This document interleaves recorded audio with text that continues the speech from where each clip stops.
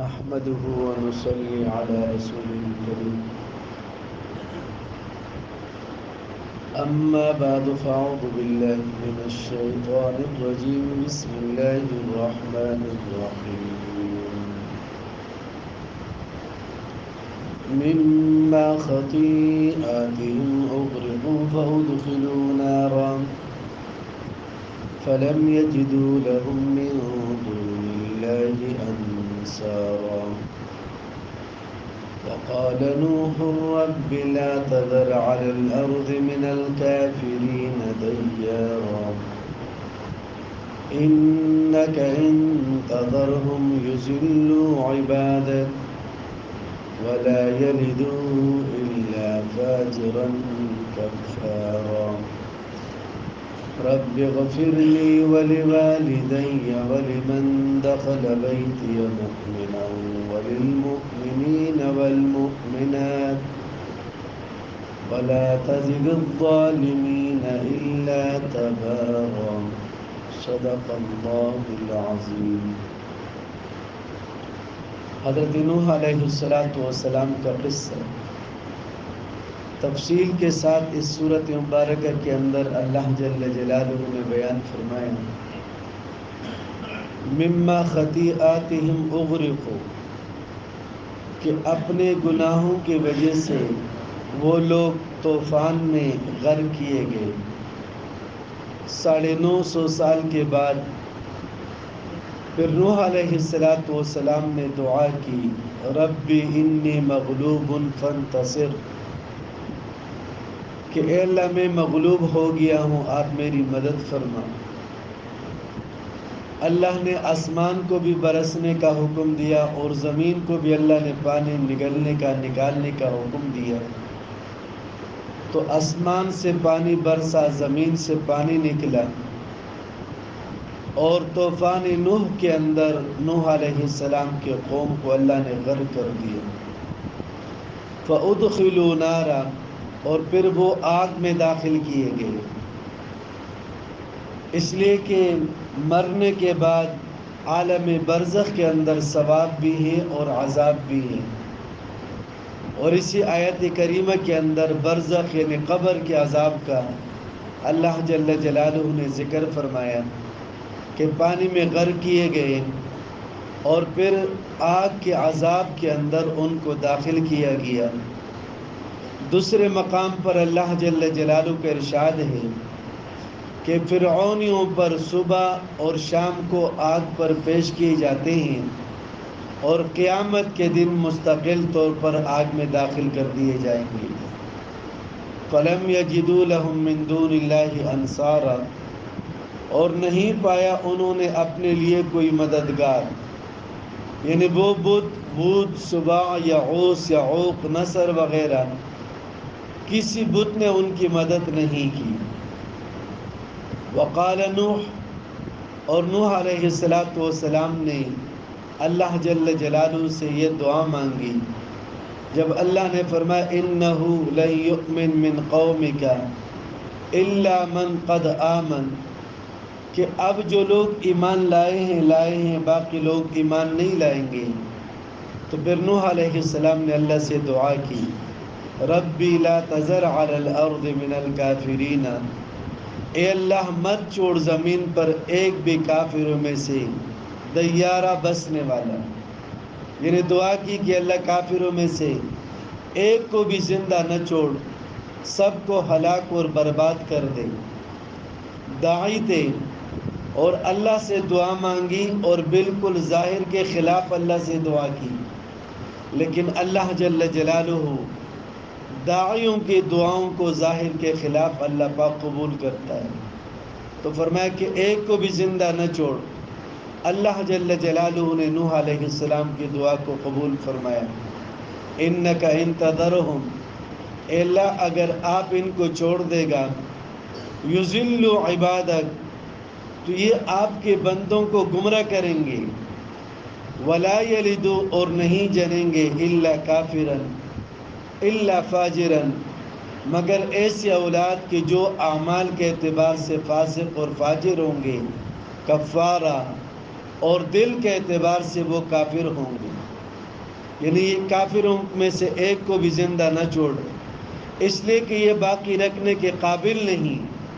پھر نوح علیہ السلام نے عرض کیا کہ پروردگار، میرا تجربہ ہے کہ ان کے نطفوں سے جو بھی پیدا ہوں گے وہ فاسق ہوں گے، وہ فاجر ہوں گے، اور خود بھی کفر اور شرک کی زندگی گزاریں گے، اور لوگوں کو بھی ایمان سے ہٹائیں گے، تو ان میں سے ایک کو بھی زندہ نہ چھوڑ، اور صرف 80 یا 82 لوگ جو نوح علیہ السلام پر ایمان لائے تھے، ان کو اللہ جل جلالہ نے نوح علیہ السلام کی کشتی میں سوار کر کے اللہ نے ان کی حفاظت کی، اور باقی تمام کے تمام لوگ اکثریت کے باوجود، طاقت اور قوت کے باوجود، سب کو اللہ جل جلالہ نے طوفان نوح کے اندر غرق کر دیا۔ رب غفر لی، پھر نوح علیہ السلام نے اپنے لیے اللہ جل جلالہ سے دعا مانگی کہ اے اللہ میری بھی مغفرت فرما، وَلِوَالِدَيَّ، اور اے اللہ میرے والدین کی بھی مغفرت فرما، وَلِمَنْ دَخَلَ بَيْتِيَ، اور جو میرے گھر میں داخل ہوئے ہیں، مؤمنان، وہ تمام ایمان والے، یا اللہ ان کی بھی مغفرت فرما، اور پھر پوری اہل ایمان کے لیے، وَلِلْمُؤْمِنِينَ وَالْمُؤْمِنَاتِ، اے اللہ تمام مؤمنین اور مؤمنات کی بھی مغفرت فرما۔ اس آیت کریمہ سے اہل سنت والجماعت کا یہ عقیدہ ہے کہ ایک مسلمان کا ثواب کا اجر دوسرے مسلمان کو ملتا ہے اگر یہ ایصال ثواب کر لے۔ کہ نوح علیہ السلام نے پہلے اپنے لیے اللہ جل جلالہ سے مغفرت کی دعا مانگی، اور پھر اپنے والدین کے لیے مغفرت کی دعا مانگی، اور پھر تمام مؤمنین اور مؤمنات کے لیے نوح علیہ السلام نے اللہ جل جلالہ سے دعا مانگی کہ اللہ تمام مؤمنین مؤمنات کی مغفرت فرما۔ اگر ایک کی دعا، عمل، ایصال ثواب دوسرے کو نہ پہنچ سکتا ہو تو کبھی بھی نوح علیہ السلام اپنے لیے، والدین کے لیے اور مؤمنین اور مؤمنات کے لیے دعا نہ مانگتے، اور اللہ پاک اس دعا کو قرآن کا حصہ نہ بناتا۔ آپ صلی اللہ تعالی علیہ وسلم کا ارشاد ہے کہ جو مسلمان ایک روایت کے اندر 25 اور ایک روایت کے اندر 27 مرتبہ یہ دعا مانگے، اللہم اغفر لی وللمؤمنین والمؤمنات والمسلمین والمسلمات، نبی علیہ السلام نے فرمایا کہ اس دعا مانگنے والے کو اللہ جل جلالہ اتنے نیکیاں اس کے نام اعمال کے اندر لکھ دیتے ہیں، آدم علیہ السلام سے لے کر قیامت کی صبح کے آنے تک، یعنی آدم علیہ السلام سے لے کر قیامت کی صبح تک جتنے ایمان والے مرد عورت دنیا میں آئیں گے، ان تمام مؤمنین اور مؤمنات کے تعداد کے بقدر اللہ جل جلالہ نیکی عطا فرما دیتا ہے، اور اس دعا مانگنے والے کا شمار اللہ جل جلالہ اپنے ان نیک اور برگزیدہ بندوں میں اللہ پاک اس کو شامل کر دیتا ہے کہ وہ لوگ جن کے دعائیں اللہ جل جلالہ کے ہاں قبول ہیں، اور وہ لوگ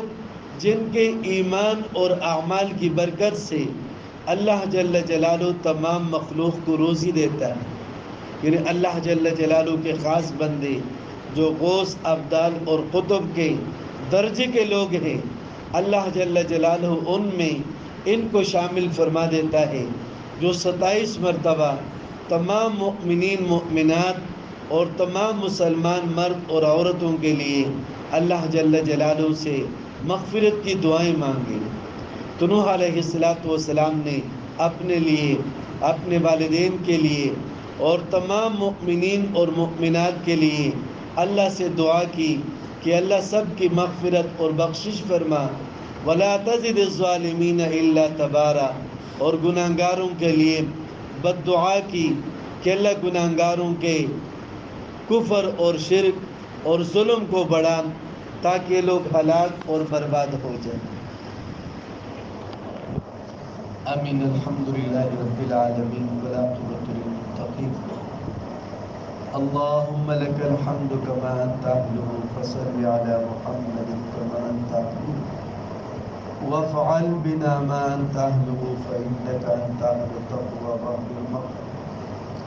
اللهم اغفر لنا وللمؤمنين والمؤمنات والمسلمين والمسلمات الأحياء منهم والأموات إنك قريب مجيب الدعوات. اللهم انصر الإسلام والمسلمين. اللهم أعز الإسلام والمسلمين. اللهم أيد الإسلام والمسلمين. اللهم انصر مجاهدين الفلسطين. اللهم احفظ مسجد الأقصى. اللهم ارزقنا فيه صلاة قبل الممات. اللهم اهلك الكفرة واليهود. اللهم اهلك النصارى والهنود. اللهم فرق جمعهم وشتت شملهم ودمر ديارهم وزلزل أقدامهم وخالف بين كلمتهم وأنزل بهم بأسك الذي لا ترده عن القوم الكافرين. وصلى الله تعالى على خير خلقه محمد وآله وصحبه أجمعين برحمتك يا أرحم